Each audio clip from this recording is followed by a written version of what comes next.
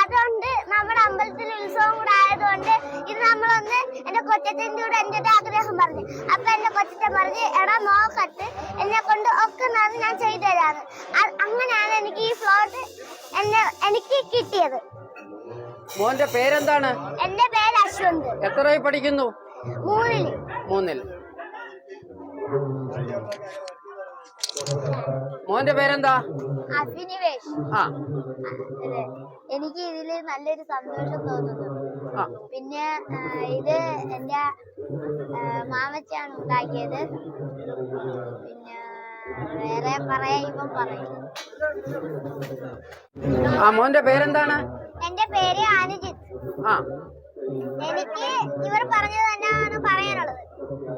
മാമച്ചി ഞങ്ങക്ക് ഉണ്ടാക്കി തന്നതാണ്.